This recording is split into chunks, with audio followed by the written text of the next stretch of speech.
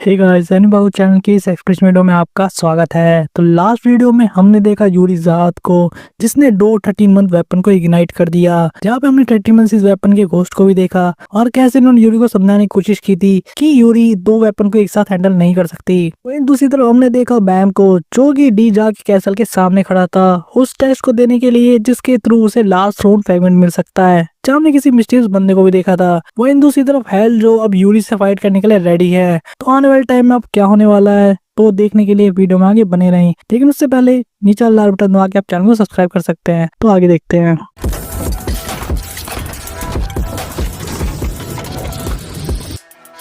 हमें दिखाया जाता है डी जा का कैसल, जिसके सामने खड़ा था बैम, माता और हॉकनी। और यहाँ पे बैम इन दोनों को कहता है कि वो सेंस कर सकता है यहीं से कि उसका आखिरी थ्रोन फ्रेगमेंट इसी के अंदर है। वही माता इन दोनों से एक बहुत ही सरप्राइजिंग चीज कहता है, जहाँ पे वो चाहता था कि वो यहाँ से वापस लौट जाए या कम से कम पीछे रुक जाए, क्योंकि वो स्केर्ड था आगे जाने से, खासकर ग्रैंड डी जा की वजह से, क्योंकि वो काफी ज्यादा टेरिफाइंग था इसके जैसे लोली क्रीचर की वजह से। वही माता ये भी कहता है कि वैसे भी मेरा काम पूरा हो चुका है, मैंने तुम्हें रास्ता दिखा दिया है ना हॉकनी, तुम्हें यहाँ से वापस लौट जाना चाहिए। हॉकनी से समझाने की भी कोशिश करता है, लेकिन माता उसकी एक नहीं सुनता और कहता है या तो हमें यही रुक जाना चाहिए या यहाँ से अब वापस लौट जाना चाहिए। वही बैम जो इस बात को सुनकर थोड़ा सा सोच में पड़ गया था, कहता है कि ऐसे माता सही कह रहा है, आगे का रास्ता काफी ज्यादा डेंजरस हो सकता है, तो इसलिए बिना किसी रीजन के तुम लोग को वहाँ पर नहीं जाना चाहिए। इस बात से माता भी एग्री करता है, लेकिन हॉकनी अभी भी थोड़ा सा सरप्राइज था और माता से पूछता है कि एकदम से तुम्हारा बिहेवियर इतना चेंज क्यों हो गया। लेकिन तभी पीछे से हमें एक आवाज सुनाई देती है जो कह रही थी कि गिव अप कर दो बैम, क्योंकि यहाँ पे जल्दी क्राक और वाइट आने वाले हैं। जो सुनकर सारे लोग शॉक हुए थे और यहाँ पे बैम देखता है कि ये बात कहने वाला कोई और नहीं बल्कि रेचल थी, जो कहती कि यहाँ पे जल्दी वाइट और क्राका आने वाले हैं और तुम अब सेकंड रूम फ्रेगमेंट लेना भूल जाओ। और हम देखते हैं कि रेचल यहाँ पे काफी ज्यादा हाफ भी रही थी। जिसके जस्ट बाद हमें दिखाया जाता है एक फ्लैशबैक 30 मिनट पहले का, हेलो के कासल में जब यूरी ज़ात वहां पर नहीं आई थी अटैक करने के लिए। और हम देखते एक आर्मी कमांडर को जो कि रास्ता दिखा रहा था क्राका को और वाइट को उस जगह का जिसके थ्रू वो लोग सीधे स्पिरिट रूम तक पहुंच सके। अब हम यूरा और रेचल को भी देखते हैं जो कि वहीं पीछे रुक गए थे, जबकि क्राका और वाइट वहां से आगे चले गए थे, जो चीज रेचल को तो पसंद नहीं आई थी। जहाँ हमें और फ्लैशबैक में ये भी दिखाया जाता है कि कैसे इस मूवमेंट से पहले क्राका और वाइट आपस में डिस्कस कर रहे थे उस अनाउंसमेंट के बारे में जो कि हेल जो ने किया था, और कैसे उसके अपने कुछ मोटिव्स हैं ऐसा करने की वजह से। तो क्राका थोड़ा सोच कर ही समझ जाता है कि आखिर हेल जो की स्ट्रेटजी है क्या, और वो कैसे झूठी कवर का यूज करके बाहर के लोग को यहाँ पर बुलाना चाहता है और एक ट्रैप में फंसाना चाहता है। लेकिन यहाँ पे क्राका एक बहुत इंपॉर्टेंट चीज कहता है कि यहाँ पे हमारे लिए सबसे इम्पोर्टेंट चीज है तुम्हारा रिवाइवल, और इसीलिए हम सबसे पहले उसी पे फोकस करेंगे और हमें साथ चलना चाहिए। जब वाइट वापस से एक मजेस्टी की तरह बिहेव करने लगता है और कहता है चलो जल्दी करो, मुझे रास्ता दिखाओ, वो भी जगह जहाँ जिसके बारे में तुम मुझे बता रहे थे, स्पिरिट रूम या जो भी। वैसे भी मैं काफी देर से वेट कर रहा हूँ अपने अल्टीमेट फॉर्म में वापस लौटने का। और यहाँ पे हम देखते हैं क्राका की थॉट्स को, जो कि एक्चुअली ये सोच रहा था कि हेल के पास थ्रोन फ्रेगमेंट है या नहीं इससे कोई फर्क ही नहीं पड़ता, क्योंकि ये वाइट का यूज करके इन सभी के सोल को टेक ओवर कर लेगा और उसके बाद उसे इनकी सारी बातें माननी ही पड़ेंगी। दूसरी तरफ यूरा और रेचल भी इस अनाउंसमेंट को सुनते हैं, लेकिन वो सोच रहे थे कि पक्का कोई ट्रैप है। और इसी सेम मोमेंट पे उन्हें ये भी इन्फॉर्मेशन मिल जाती है अमली से कि हॉकनी जो है बैम के साथ इस पेट रूम की तरफ गया है। और ये इन्फॉर्मेशन मिलते के साथ ही रेचल यूरा को बोलती है कि हमें भी वहां जाना पड़ेगा, लेकिन यूरा को इसके पीछे कोई रीजन समझ में नहीं आता। जिसपे रेचल उसे एक्सप्लेन करती है कि हॉकनी के साथ अगर बैम स्पिरिट रूम में जा रहा है तो उसका सिर्फ एक ही मतलब है, यानी कि थ्रोन फ्रेगमेंट वहां पर है। जो चीज अब यूरा को भी समझ में आ गई थी, लेकिन अभी भी इनके सामने एक प्रॉब्लम थी, क्योंकि इन्हें पता नहीं था कि वो जगह है कहाँ पर, और ये लोग वाइट के पीछे तो जा नहीं सकते। बस उन मून पे पीछे से हाकिम बैठ जाता है, जो इनकी बातें शायद सुन लेता है या नहीं भी सुनता, लेकिन इनसे पूछता है तुम किस बारे में बात कर रहे थे, तुमने अभी अभी ये कहा कि जीवल ग्रेस स्पिरिट रूम में होगा। और ये बात सुनने के साथ ही हाकिम काफी खुश हो गया था, जहाँ कह रहा था कि एक्सीलेंट, अब एक तीर से मैं दो निशाने कर सकता हूँ। और सिर्फ इतना ही नहीं, हाकिम ये न्यूज क्राका को भी बता देता है कि कैसे वहाँ पे उन्हें बैम भी मिलने वाला है। तो यहाँ पर हम हाकिम को काफी ज्यादा ओवर एक्साइटेड भी होते देखते हैं, जो ही काफी खुश था इस सोच के कि जैसे उसे अपनी पूरी पावर मिलेगी उसे सेम उन पर से अपॉर्चुनिटी मिलेगी कि वो वापस से ज्यूल ग्रेस को खत्म कर सके। अब क्राका रेचल से पूछता है कि तुम्हें कैसे पता है कि वियोल कहाँ जा रहा है, लेकिन जब रेचल सीधे आंसर नहीं देती तो यहाँ पे क्राका उनके साथ एक डील करता है। वो कहता है कि मैं यहाँ के एग्जीक्यूटिव के साथ कांटेक्ट में हूँ जो हमें बता सकता है कि स्पिरिट रूम कहाँ पर है, मैं तुम्हें अपने साथ लेके चलूंगा, लेकिन तुम्हें हमें बताना होगा कि बैम हमें वहाँ कब मिलेगा। और इसी ऑफर के साथ कराका अपना हाथ रेचल की तरफ बढ़ाता है, जहाँ पर रेचल कुछ सोचती है, लेकिन तो उसे लगता है काफी पीसफुल प्रपोजल है, उसे ऐसा मान लेना चाहिए। जहाँ पे हम देखते हैं अब 10 मिनट पहले का फ्लैशबैक, जब यूरी ज़ाद राइवल में आने वाली थी। जहाँ पे पहले कराका और वाइट अकेले आने वाले थे, अब इनके पीछे पीछे रेचल, यूरा और वैगनान भी आते हैं। जहाँ पे आर्मी कमांडर जो इनको रास्ता दिखा रहा था, अपने मन में सोचा था कि ऐसे टाइम पे उसे कासल छोड़ के नहीं आना चाहिए था, जब वहाँ पे एक लड़ाई होने वाली है। कराका ने इसे एक बहुत ही अच्छा ऑफर और डील ऑफर की थी, जो कि था कि ये इन लोगों को रास्ता दिखाने के बदले यहाँ से बाहर निकालने का तरीका बता सकते हैं। इसी वजह से इसने हेल्डियो को भी बिट्रे कर दिया, या ऐसा कहा इसने हेल्डियो के सपने को पूरा करने के लिए उसे थोड़े समय के लिए धोखे में रखा है। वही पीछे से आती हुई रेचल की भी थॉट हम पढ़ पाते हैं, जहाँ पे वो सोच रही थी कि यार कराका ने बैम को कैप्चर कर लिया और वो भी तब जो उसे दूसरा थ्रोन में मिल गया, तो यहाँ पे रेचल के लिए काफी ज्यादा परेशानी बढ़ जाएगी। और इस मोमेंट पे रेचल डिसाइड करती है कि उसे कुछ भी करके बैम तक इनसे पहले पहुंचना होगा और उसे इन्फॉर्मेशन देनी होगी कराका और वाइट यहाँ पर आ रहे हैं, और उसे वहां से भागने में हेल्प करनी होगी। कराका अपने मन में सोचा था कि इतनी गोल्डन अपॉर्चुनिटी दोबारा नहीं मिलने वाली, जहाँ मुझे दोनों थ्रोन फ्रैगमेंट भी मिल जाएंगे और वियोल से बदला भी। वो इनका जो गाइड था वो इन्हें समझाता है कि यहाँ से रास्ता और भी ज्यादा डेंजरस होते जाएगा, तो इन्हें केयरफुल रहने की जरूरत है। और इस पे हम देखते हैं रेचल को, जिसके एमली के डिवाइस के अंदर हॉकनी का सिग्नल मिल गया था उन्हें, जहाँ पे यूराहा और रेचल इशारों में एक दूसरे से बात कर लेते हैं और अपनी एक्टिंग शुरू कर देते हैं। जहाँ पे रेचल कहती है कि मेरे पैर में चोट लग गई है और मैं आगे नहीं जा सकती। जहाँ कराका ये सब देख के समझ जाता है कि शायद कुछ गड़बड़ है, लेकिन उस पर ज्यादा ध्यान नहीं देता। हम देखते वैगनान को और मीसन को, जो कि इनके सारे ड्रामे को काफी अच्छे से ऑब्जर्व कर रहे थे। दूसरी तरफ जैसे ही कराका और बाकी लोग आगे बढ़ते हैं, यूराहा के बैग में जाने की जगह रेचल अपोजिट डायरेक्शन में भागने लगती है और एमले यूज करके शॉर्टकट ट्राई करती है, जिसके थ्रू बैम तक जल्दी पहुंच सके।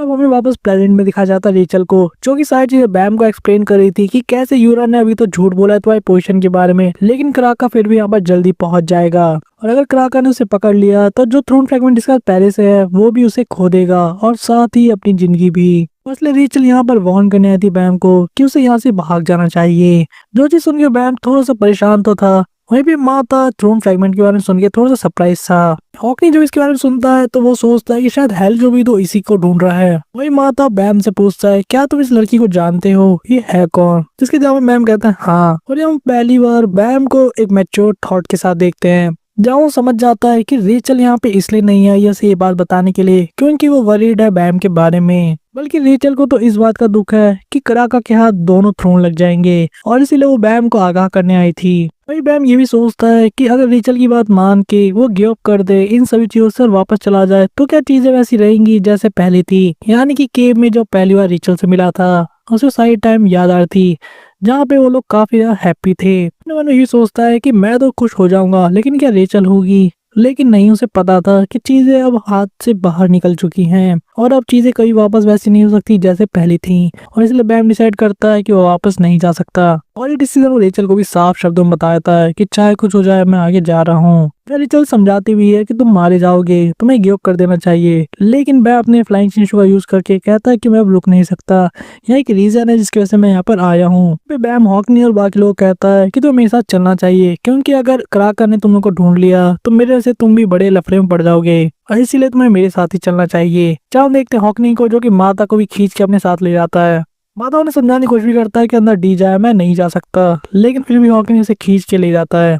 जहाँ रेचल इन लोग को जाते हुए बस देख पाती है और चाह के भी नहीं रोक पाती, लेकिन रेचल यहाँ पे हिम्मत नहीं आती, अपना लाइट हाउस का यूज करके उनके पीछे पीछे जाने लगती है। और यहाँ तक बैम से भी पूछती है मैं जानती तुम किस सीजन की बात कर रहे हो, तुम पक्का डीप कलर सी यानी ग्रैंड जार से मिल चुके हो, मुझे उसके बारे में बताओ। उसने आके तुम्हें ऐसा क्या बता दिया? इतना कहते कहते अपने लाइटर्स का यूज करके रेचल यहाँ पे इनकी फ्लाइंग चिंशू के ऊपर आ जाती है, जहाँ माता को धक्का भी देती है। हम डेस्परेशन रेचल के अंदर देख पाते हैं, जो कि चीखते उससे पूछती थी कि आखिर उसने तुम्हें क्या कहा, तुम्हें उसने क्या बता दिया? ऐसा तो नहीं कि तुम आर्लिन ग्रेस के बारे में जानते हो? जो सुनकर बैम तो काफी सरप्राइज हो गया था। और यहाँ पे बैम फाइनली कहता है कि मैंने ऐसे किसी का सुना है जो शायद मेरी माँ हो सकती है, लेकिन मैंने सुना था कि वो भाग गई थी किसी ऐसी जगह पे टावर को छोड़कर जो कि उनके अकॉर्डिंग एक पैराडाइज था या ऐसा का एक स्वर्ग था। लेकिन रेचल, तुम्हें और मुझे दोनों को पता है कि जिस जगह पर हम मिले थे वो कोई पैराडाइज तो बिल्कुल भी नहीं था। अब रेचल वैम से दूसरा क्वेश्चन पूछती है कि तुम उस प्लेस के बारे में क्या जानते हो। जब वैम थोड़ा सा हिचकते हुए कहता है कि ऐसे तो मैं उस जगह के बारे में कुछ भी नहीं जानता जितना तुम जानती हो, लेकिन मुझे एक चीज तो कंफर्म है कि तुम्हें वो जगह बिल्कुल भी पसंद नहीं थी, तुम उस जगह से नफरत करती हो। और मेरे लिए वो जगह पैराडाइज इसलिए थी क्योंकि तुम मेरे साथ थी उस समय पर। लेकिन अब वो जगह नर्क हो या स्वर्ग, इससे अब कुछ फर्क नहीं पड़ता क्योंकि अब मैं वहाँ वापस नहीं जा सकता। और इसीलिए मैं जा रहा हूँ अपने इस सच्चाई के बारे में पता लगाने कि आखिर रियल पैराडाइज कहाँ पर है। और ये चीज इन सभी लोगों को हैप्पी कर देगा जो भी इस टावर के अंदर है। और मेरी इस रास्ते में इसको अचीव करने में जो भी बीच में आएगा, चाहे वो जहाद हो, फग हो या 10 ग्रेट फैमिली, वो सभी मेरे एनिमी हैं और उसके अलावा कुछ भी नहीं।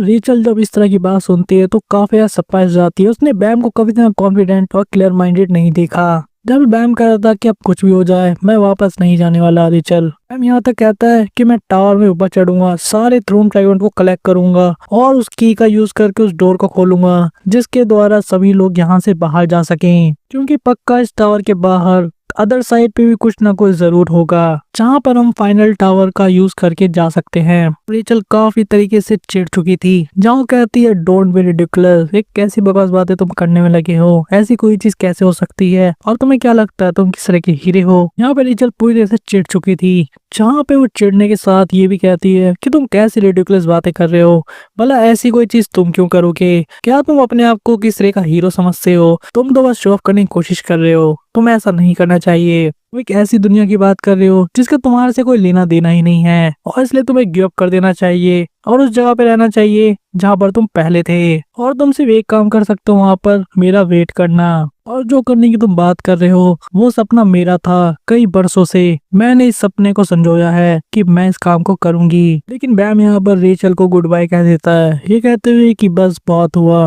मैं रेचल अब डेस्टिनी के बारे में वापस सोच रही थी, क्या करी किसी किस्मत है ये काम करने में। कुछ मिनट बाद हम देखते हैं बैम और बाकी लोगों को जो कि महल में आगे की तरफ बढ़ रहे थे। जब माता बैम से पूछता है क्या तुम ठीक हो, उस लड़की ने कुछ ज्यादा एक्सट्रीमली स्टफ बोला है तुमसे, क्या तुम उसे वैसी बात छोड़ दोगे। जब बैम की आंखों में आंसू थे लेकिन फिर भी वो फेक स्माइल के साथ कहता है आई एम फाइन, जो देखकर माता और हॉकनी तो काफी ज्यादा अजीब बिहेव कर रहे थे क्योंकि उन्हें कुछ समझ ही नहीं आ रहा था कि बैम इतना रो क्यों रहा है। लेकिन तभी उनके सामने से एक बहुत ही ब्राइट लाइट आती है जहाँ से एक आवाज सुनाई देती है कि मेरा नाम है ग्रैंड डी जा। अब एक बहुत ही अजीब से लेकिन टेरिफाइंग क्रिएचर को देखते हैं जो कि इन लोगों के सामने खड़ा था और हवा में उड़ रहा था और इनसे पूछता है कि भला किस पर्पज से तुम सब लोग यहाँ पर आए हो। यहाँ पे हमें बताया जाता है कि ये बंदा यहाँ का पुराना राजा था यानी कि ग्रैंड डी जा, और उसके साथ जो दूसरा बंदा खड़ा है जिसको हमने पहले भी देखा था, ये इस सिटी का करंट रूलर है यानी कि ग्रैंड डी ली। पता इन दोनों को देख के थोड़ा शक पका गया था, जहाँ वो इनको एक्सप्लेन करने की कोशिश भी करता है कि वो यहाँ पर क्यों आए हैं, लेकिन बैम उसकी बात को बीच में काटते हुए सीधे बताता है कि हम यहाँ पर आए थ्रोन फ्रैगमेंट के लिए जो कि एंड्रू ने यहाँ पर छोड़ा था। सुनते के साथ ही डी जा थोड़ा सा गुस्सा हो जाते हैं, चिल्लाते हुए कहते हैं तुमने थ्रोन फ्रैगमेंट की बात की, क्या तुम जो के लिए काम करते हो। जहाँ बैम कहता है नहीं, लेकिन तभी डी जा नोटिस करते हॉकनी को, जिसको देखकर कहते हैं मेरी आंखें वापस आ गई। जो सुनकर हॉकनी तो काफी ज्यादा शॉक हो गया था। जहाँ पे डीली उसे बताते हैं और डीजा उसे डांटते हुए कह रहा था कि देखा देखा मैंने तुम्हें कहा था ना, लेकिन तुम विश्वास नहीं करते थे, मेरी आंखें वापस आ गई वो मैसेज देखकर जो कि हमारे सेवियर को लेकर आएगा इस फ्लोर पे, और तुमने मेरी आंखें तक नहीं पहचानी, तुम कितने बुद्धू हो। जहाँ पे अब डीली माफी मांगता है। यहाँ पे डीजा बैम की तरफ देख के कहता है कि स्ट्रेंजर तुम मेरी आंखों के साथ यहाँ पर वापस आए हो, तो मैं तुम्हें वर्ती समझता हूँ, इस योग्य कि तुम टेस्ट को दे सको और इसलिए मैं तुम्हें अलाउ करूंगा। सुनकर बैम थोड़ा सा खुश हो गया था। हॉकनी अब डीजा से पूछता है कि आप बार बार कह रहे हो योर आईज, इसका क्या मतलब है। तभी इनके पीछे से रेचल भी आ जाती है जो कहती है कि मुझे भी टेस्ट लेने दीजिए। देखते रेचल को जो काफी डेस्परेट थी इस टेस्ट को देने के लिए, जो कह रही थी कि मैं भी योग्य हूँ, मुझे भी टेस्ट में पार्ट लेना है, मैंने बरसों से काम किया है और सपने देखे इस जगह पर आने के लिए, और ऊपर से आपकी आंखों वाले इस बंदे को मैं यहाँ पर लेकर आई हूँ, ना कि बैम। चलिए यहाँ तक कहती है कि एक चोर से ज्यादा कुछ नहीं है जो कि उस चीज को चुराना चाहता है जो मुझे बिलोंग करती है डेस्टिनी की वजह से। चलो थोड़ा सा चिढ़ भी रही थी और बैम की तरफ देख के कहती है कि इसीलिए मैं काफी ज्यादा योग्य हूँ, इससे तो कई ज्यादा थ्रोन लेने के लिए। लेकिन यहाँ पर डीजा एक बहुत ही इंपॉर्टेंट रिमार्क देते हैं, वो कहते हैं रेचल लड़की, मैं तुम्हारे अंदर से एक इविल एनर्जी को सेंस कर सकता हूँ जो कि तुम्हारे अंदर से आ रही है। मेरे पास बेशक कोई आंखें नहीं है, लेकिन मेरी आत्मा सेंस कर सकती है दूसरे के अंदर के सोल को, जो कि तुम्हारे अंदर काफी ज्यादा उथल पुथल मचाए रखी है और तुम काफी ज्यादा इवल भी हो। लेकिन तो ये बैम बीच में बोलता है कि मुझे लगता है कि ये भी डिजर्व करती है एक चांस। डीजा बैम यहाँ पे ये भी रिक्वेस्ट करता है कि आप इसे भी प्लीज एक चांस दो और हम दोनों को इस टेस्ट में पार्ट लेने दो। और बैम अपने स्टेटमेंट को स्ट्रॉन्ग दिखाने के लिए ये भी कहता है कि रेचल ने कई बार अपनी जिंदगी दांव पर लगाई है यहाँ पर आने के लिए, और अगर ये नहीं होती तो शायद मैं भी यहाँ इतनी दूर तक नहीं आ सकता था। ऐसी चीज सुनकर रेचल अपने मन में सोचने लगती है कि आखिर बैम सोच क्या रहा है जो ऐसी रिक्वेस्ट को वो लॉर्ड डीजा से कर रहा है। हम देखते लॉर्ड को जो कि कह रहा था कि ठीक है, मुझे इससे कोई फर्क नहीं पड़ता, वैसे भी अगर ये ट्रू ओनर नहीं होगी तो ये टेस्ट पास नहीं कर सकती वैसे भी, इसलिए मैं तुम दोनों को टेस्ट लेने दूंगा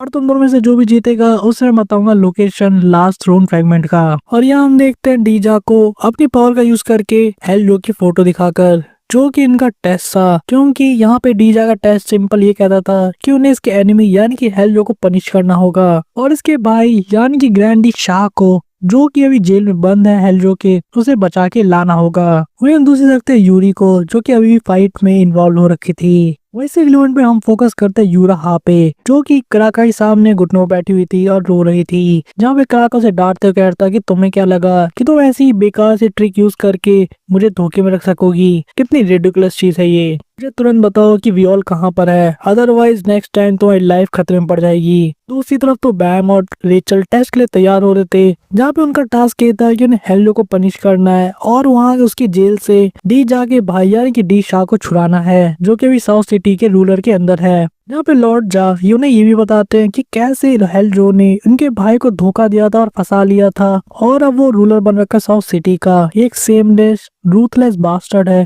जिसने कॉन्कर कर लिया सारे होस्ट को और अपनी पावर का मिसयूज करके पूरी लाइफ को कंट्रोल करता है। जहाँ हम देखते डी जा के स्केलेटन को, जो काफी ज्यादा एक्साइटेड था और कह रहा था अगर तुम सही में वो सेवियर्स या हमारे मसीहा हो तो तुम्हारे अंदर वो दम होना चाहिए कि तुम हेल्लो को पनिश कर सको और उसके थ्रोन फ्रैगमेंट को भी ऑब्टेन कर सको, तुम्हारे वजह से साउथ सिटी में वापस से शांति स्थापित हो सकेगी और यही तुम्हारा टेस्ट है। हम बैम को देखते हैं, जो कि सुनकर उन्होंने सोचा था कि लगता है ये सिर्फ एक एडवांटेज ले रहा है हमारा, क्योंकि एक तरीके से ये एक्सक्यूज है टेस्ट के नाम पर, जहाँ वो अपनी प्रॉब्लम को सॉल्व कराना चाहता है। जहाँ हम रेचल को देखते हैं, जो कि चीज को सुन के काफी ज्यादा निराश हो गई थी और कह रही थी ये कितनी बकवास चीज है, क्योंकि जो प्रेजेंट इन्फॉर्मेशन उसके पास थी उसके अकॉर्डिंग हेल्डो यहाँ पे सबसे पावरफुल बंदा है, यहाँ तक कि कराका भी उसको हल्के में नहीं ले रहा। और सिर्फ इतना ही नहीं, हेल्डो के पास एक इमॉर्टल वॉरियर्स की या योद्धा की पूरी आर्मी है, जो कि कभी भी मर नहीं सकती, ऊपर से वो खुद भी इमॉर्टल है शायद, और ये लोग बिना किसी स्पेशल पावर के वाला अकेले हेल्डो और उसकी आर्मी को कैसे हराएंगे। और इसी टाइम जो ये लोग ये सोच रहे थे, यहाँ पे लॉर्ड जायनी कहते हैं कि तुम लोग यहाँ पर आए से ठीक कुछ समय पहले एक सस्पिशियस पर्सन जो कि कासल के सामने आ गए थे, जो कि अभी उसके साथ लड़ाई कर रहे हैं और मुझे पक्का पता है कि वो तुम्हारे साथ ही हैं। जहाँ पे अब वो लाइव फीड दिखाता है उस फाइट का, जो कि यूरी जहाद और आर्मी कमांडर के बीच में हो रहा था। जब बैम यूरी को पहचान जाता है और कहता है कि ये तो यूरी है, ये वहाँ पर क्या कर रही है, जिस पे लॉर्ड जा कहते हैं अच्छा तो तुम इसे जानते हो, इसका मतलब ये तुम्हारी साथी है, उसने कुछ इमोर्टल सर्वेंट को भी मार दिया है और इसकी वजह से पूरे हेल्लो के कासल के अंदर आतंक फैल चुका है। लेकिन जब से मैं उसे ऑब्जर्व कर रहा हूँ, मैं चीज जानता हूँ कि अकेले ये सब चीजें हैंडल करना उसके बस की नहीं है और अकेले वो ये सब चीज अचीव भी नहीं कर सकती, इसलिए मैंने प्रेडिक्ट कर लिया था कि सेवियर मेरे सामने आएगा। और इसलिए यहाँ पे लॉर्ड जा इन दोनों कमांड करते हैं कि इसकी एनर्जी का फायदा उठाओ, कासल में अभी घुसो और मेरे भाई को रिलीज करो और डिफीट करो हेल्जो को और बन जाओ हमारे मसीहा। यहाँ पे बैम सोचा था ये बंदा अपनी प्रॉब्लम हमसे ही सॉल्व करवाएगा, लेकिन यूरी भी वहाँ पर है, क्या इसकी वजह से हमें हेल्प मिल सकती है। जहाँ पे हम देखते हैं इस बंदे को, जो कि हेल्जो को मारने के लिए इन लोगों को प्रेरित करने में लगा था। जहाँ पे रेचल तो पूरी तरह से निराश हो चुकी थी, क्योंकि उसके चांसेस अब बिल्कुल क्लोज टू 0 थे, क्योंकि उसे पता था कि अगर यूरी साथ बैम की मदद कर रही है तो इस केस में वो कंप्लीट डिसएडवांटेज में है। हम उसके बॉडी लैंग्वेज से समझ पाते हैं कि उसके अंदर की जो बेबसी है कुछ ना कर पाने की, और हर बार उसके साथ ऐसा ही होता है क्योंकि बैम के पास उसके दोस्त हैं, और जैसे वो काफी ज्यादा चिढ़ रही थी और कुट भी रही थी अंदर से, उसके अंदर एक जलन की फीलिंग थी। इसी टाइम पे जो ग्रैंड ली होते हैं वो इन दोनों कहते हैं तुम मेरे साथ चलो, मैं तुम्हें और डिटेल्स दूंगा हमारे रूम में। और दूसरी तरफ ग्रैंड जा अलग ही तरीके से अलग ही मोड पर थे, जो कि बार चला रहे थे किल हिम, और यूरी के काफी बड़े पैन भी फन गए थे, जो कि कह रहे थे कि तुमने कमाल कर दिया लड़की, तुम बहुत ज्यादा कूल हो। लेकिन बैम यहाँ पे नोटिस करता है कि यूरी काफी ज्यादा डिफरेंट लग रही है यहाँ पे, जैसे कि उसके अंदर कुछ चेंज हो गया हो। यहाँ प्रेजेंट में ये पूरी फाइट चल रही थी, हम देखते हैं एंड्रोइड और बाकी लोगों को, जो कि नोटिस करते हैं कि एनिमी मारा जा चुका है। और यहीं पे वो साची से पूछते हैं क्या वो कैसल के अंदर आया या नहीं, जो कि उनका प्लान था ओरिजिनली। जब साची बताता है कि वो कैसल के अंदर बहुत अच्छे से आ चुका है और यूरी के डिस्ट्रैक्शन की वजह से यहाँ पे सभी लोग डरे हुए हैं, यहाँ तक कि उनकी हालत खराब है। और अब यहाँ पे प्लान का दूसरा चरण चालू होता है, जहाँ पे रून एंडोर्सी कहती है कि प्रिंसेस एंडोर्सी अपनी बॉन्ग बॉन्ग को प्रिपेयर करो, क्योंकि अब टाइम आ गया हमारे भी कासल में जाने का। वहीं दूसरी तरफ सारे लोगों में हड़कंप मचा हुआ था, जो कि इधर उधर भाग रहे थे, उन्हें को सन में नहीं आ रहा था। वो कह रहे थे किसी क्रेजी बिच ने कासल के अंदर आकर लोगों को मारना शुरू कर दिया है, वो भी एक इमोर्टल बीइंग हमारे जैसे लोगों को। वही उस लड़की और चाची को भी कहीं जाते देखते हैं, जहाँ उनकी बातों से हमें पता लगता है कि उस जगह पे जा रहे थे जहाँ पे वो स्विच है जिसकी वजह से इस कैसल का डोर खुलता है, बंद होता है, या फिर जहाँ पे डी शार्ट ट्रैप हो रखे हैं। लड़की साची को बताती है कि जो मैप उनको जनरेशन से पास डाउन किया गया है उसके अकॉर्डिंग ये रास्ता बिल्कुल सही है। हमें एक बहुत ही क्रीपी सा स्विच दिखाया जाता है, जिसको पुश करने से वो रास्ता खुल जाएगा, वो सीक्रेट रास्ता जो कि सीधे उस जेल तक जाता है जहाँ पे डीशा को लॉक करके रखा गया है। लेकिन साची वहाँ पहुंचने पर नोटिस करता है कि वहाँ पे भी पहले से ही थोड़ी सी आर्मी डिप्लॉयड हो रखी है, और वो भी आई बग के साथ, यानी कि उस जगह को बहुत ही स्ट्रिक्टली गाइड कर रहे हैं। वहीं दूसरी हम देखते हैं बाकी टीम को, जो कि कासल के अंदर आ चुकी थी, जो कि चाहती थी डीशा को रेस्क्यू करना। जहाँ पे कोन एंडोर्सी कहता है कि तुम्हें यहाँ पे केयरफुल रहना होगा, यहाँ एनिमी मरता नहीं है। वहीं पे हम देखते हैं कि सामने काफी सारे आर्मी वाले बंदों को, जो कि एल्ड्रो के साथी थे। यहाँ पे एंडोर्सी थोड़ा सा चिढ़ के कहती है तुमने इनका नाम लिया और ये लोग हमारे सामने आ गए। डॉक्टर यहाँ पे र्यून से ही पूछते हैं कि हमें क्या करना चाहिए, ये बास्टर्ड मरने वाले नहीं हैं। लेकिन कुम कहता है इन्हें तुम मुझ पे छोड़ दो, और हम देखते हैं उसकी एनाकोर की एबिलिटी को वापस से, जहाँ भी उन सभी लोगों को ट्रैप कर लेता है, जो देखकर बाकी लोग तो खुश थे। जहाँ पे बोरो कहता है कितना कन्वीनियंट है हमारे लिए, हम बिना मारे इनको यहाँ से जा सकते हैं। दूसरी तरफ हम देखते हैं डी जा के कैसल को, जहाँ पे एक तरफ तो डी जा इन सभी चीजों को लाइव देख रहा था और काफी खुश था। हॉक ने उसके सामने खड़ा होकर सोचा था कि आखिर कौन सी आंखों की बात कर रहा था, और इसीलिए वो इनसे पूछता भी है। लेकिन दूसरी तरफ मैम और रेचल को डी ली अपने साथ ले गया था और उससे माफी मांगता है, और लोग से ये भी कहता है कि हमने आपसे मिलने के साथ ही आपसे एक फेवर मांग लिया, एक तरीके से इंसल्ट है हमारे मसीहा के लिए, लेकिन हम कुछ कर नहीं सकते। डीजा काफी ज्यादा डेस्परेट है बहुत समय से। हमें डी ली के थ्रू ये भी पता लगता है कि कैसे इसका दिमाग तब खराब हो गया था जब इनका भाई हारा गया हेलजो के थ्रू। जब हम इस बंदे को समझाने की कोशिश भी करता है कि ठीक है डीके हम समझ गए, तुम्हें माफी मांगने की कोई जरूरत नहीं है, लेकिन फिर भी बंदा लगातार सॉरी सॉरी कही जा रहा था। जब ये बंदा इनसे पूछता है तुम दोनों अभी भी रेगुलर हो है ना, क्योंकि मैं भी कभी रैंकर हुआ करता था और मुझे ऐसा फील आ रहा है कि तुम लोग के लिए टेस्ट काफी मुश्किल होने वाला है। लेकिन लॉर्ड जहाँ को ऐसा लगता है कि तुम किस तरीके की स्पेशल पावर रखते हो तो तुम ऐसा कर पाओगे, लेकिन मेरे को ऐसा लगता है कि तुम्हें थोड़ी इन्फॉर्मेशन देनी चाहिए, जैसे कि वो लोकेशन कहाँ है थ्रोन फ्रेगमेंट की। लेकिन लॉर्ड जाने कहीं मुझे भी वो लोकेशन बताई नहीं, इसीलिए मैं वापस से आपसे माफी मांगता हूँ, वरना मैं आपको कब का बता चुका होता। जहाँ बैम सोच रहा था, लगता है माफी मांगना इसकी हैबिट है। रेचल बैम की बात सुन के कहती है कि यहाँ पे इस दुनिया में ऐसे बहुत से लोग भी मिल जाते हैं। और अब बैम रेचल से साफ पूछता है तुम क्या करने वाली हो रेचल, क्या तुम हेलजो को यानी उस बंदे को हराने वाली हो या नहीं। जहाँ रेचल कहती है मेरे पास तो कोई चॉइस ही नहीं है, मुझे तब तक लोकेशन नहीं पता लगेगी थ्रोन फ्रेगमेंट की जब तक कि मैं उसे हरा नहीं देती हूँ, और ऊपर से तुम भी गिव अप नहीं करोगे, चाहे तुम्हें पता है कि एनिमी कितना ज्यादा खतरनाक है। बैम अभी भी अपने मन में परेशान था यूरी के लिए, क्योंकि वो काफी ज्यादा अजीब बिहेव कर रही थी। और यहाँ पर बैम काफी ज्यादा क्यूरियस हो जाता है और डीली से पूछता है कि इतना इंपॉर्टेंट काम तो हम दोनों जैसे रेगुलर के ऊपर क्यों छोड़ रहे हो, जबकि तुम दोनों इमॉर्टल भी और पावरफुल भी। और यहाँ पे डीली थोड़ा सा सोच में पड़ जाता है और फिर कहता है कि हेलजो जो है बहुत लंबे समय से डी शाह के लिए काम करता था, और बहुत लंबे समय पहले उसे हॉल में एक मॉन्स्टर मिला, एक ऐसा मॉन्स्टर जो कि किसी भी इमॉर्टल को खा जाता है और उसका यूज करके ग्रो करता है। दूसरी तरफ हम देखते हैं हेलजो के कासल में, जहाँ पे भगदड़ मची हुई थी और एंट्रेंस की तरफ सभी लोग भाग रहे थे वहां से बच के निकलने के लिए। लेकिन जब ये लोग भागने के चक्कर में थे, इसी टाइम पे हेलजो इनके सामने आ जाता है और इनसे पूछता है कि आगे तुम लोग क्या कर रहे हो ये सब। और उनके सामने जो सबसे पहला कमांडर होता है यानी कि फैब्रिकिस, उससे वो पूछता है कि तुम यहाँ पे क्या कर रहे हो, तुम्हें तो मैंने दूसरी जगह पे भेजा था, यानी कि उस सीक्रेट पैसेज पे गार्ड करने के लिए जहाँ डी जाके पहुंचा जा सकता है।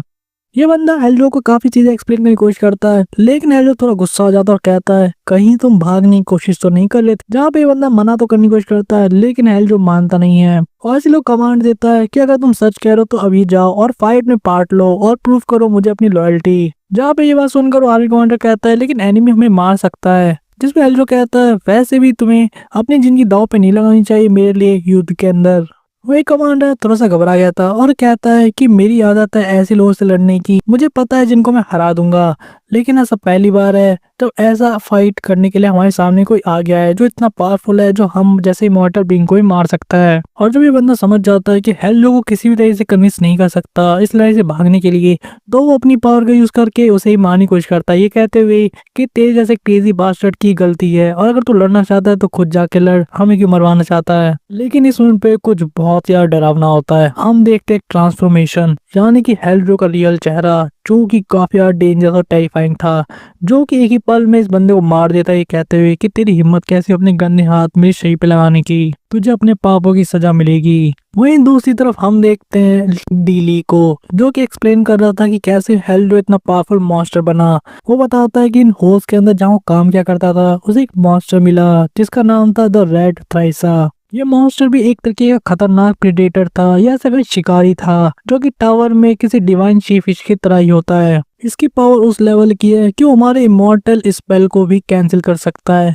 जहाँ प्रेजेंट में हम दूसरी तरफ देखते हैं हेल्ड्रो कासल में, जहाँ वो अपने उस आर्मी कमांडर को बहुत बुरी तरीके से मार रहा था, और दूसरी तरफ डीली, रेचल और बैम को ये स्टोरी सुना रहे थे कि कैसे उस मॉन्स्टर के जो दांत है वो उनकी बॉडी तक को भी चबा सकते हैं, और जिस मोमेंट ऐसा हो जाता है वैसे बॉडी पूरी तरह से पैरालाइज हो जाती है और उसकी पूरी पावर हेल्ड्रो एब्जॉर्ब कर लेता है। जहाँ दूसरी तरफ हेल्ड्रो का असर में ठीक वैसा ही हो रहा था उस आर्मी कमांडर के साथ, जिसकी बॉडी पूरी तरह से पैरालाइज हुई थी और कम्प्लीटली हेल्पलेस थी, जैसे कोई शिकार अब किसी काम का ना रह गया हो, सिर्फ अपने मौत का वेट करते हुए। और यहाँ पे फाइनली पता लगता है कि डीली ये कहना चाहता था कि जो एबिलिटी हेल्ड्रो के पास है वो एक तरह से ग्रेटेस्ट नेचुरल एनिमी है इन लोगों का, और ऐसे तो अभी भी अपनी पावर का पूरा यूज नहीं कर पाता, तो कम्प्लीटली एनालाइज नहीं कर सकता किसी को भी, लेकिन फिर भी वो अपनी पूरी पावर ड्रेन कर लेता है, जिसके बाद जीना और मरना एक जैसा ही है। जब दूसरी तरफ उस आर्मी कमांडर को देखते हैं जो कि दया की भीख मांग रहा था हेल्ड्रो से, वहां से दूर भागने की कोशिश करते हुए, जहाँ पे हेल्ड्रो काफी गुस्से में था और काफी खूंखार दिख रहा था, जहाँ वो कह रहा था कि तुम सही लोग भूल गए क्या कि तुमने क्यों कसम खाई थी मेरे लिए लॉयल बने रहने के लिए। जहाँ हेल्ड्रो यहाँ से बाहर चला जाता है लड़ने के लिए, ये कहते हुए अपने बाकी लोगों को